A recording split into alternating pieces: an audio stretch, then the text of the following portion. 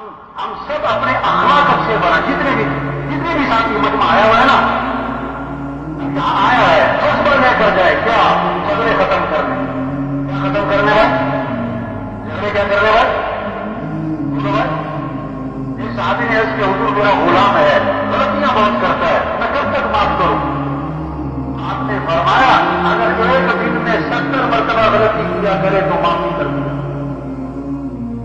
ہمارا دین معاف کرنا سکھاتا ہے، غصے کو پینا سکھاتا ہے.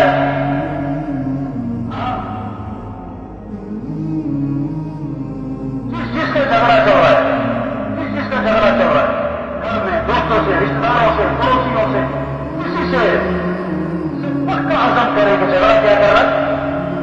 بولو بھائی، جھگڑا کیا کر رہا ہے؟ جھگڑا کیا کر رہا ہے؟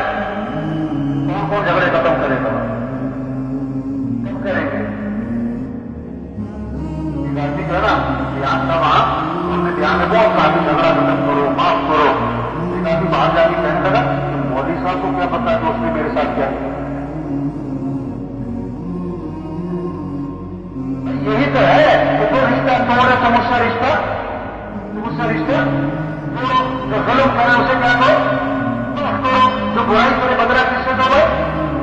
یہ تو ہوا ہے دو بجے سے تو کچھ جھگڑا. حدیث میں آتا ہے اللہ کے نبی نے فرمایا تم لوگوں کو معاف کرو، اللہ تمہیں معاف کر. تم لوگوں کے ساتھ نرمی کرو، اللہ تمہارے ساتھ نرمی کرے. عجیب ہے، ایسے تو بھائی سے لڑ رہے ہیں، چچا سے لڑ رہے ہیں، ایک بیوی سے لڑ جا رہے ہیں. کیونکہ صبح کا وقت تھا، صبح کا وقت ایک آدمی ملا میرا جاننے والا، تو ویسے نا منہ بنا کے غصے میں بیٹھا ہوا تھا. میں نے اسے ویسے ہی کہہ دیا، مجھے نہیں پتا تھا. میں نے کہا بھائی کیا بات ہے، تم بیوی سے لڑ کے آئے ہو؟ بیوی سے لڑ کے آئے ہو؟ بڑا حیران ہو گیا. کہنے لگا اس نے آپ کو فون کر دیا، تم آپ ہی لڑ کے آئے.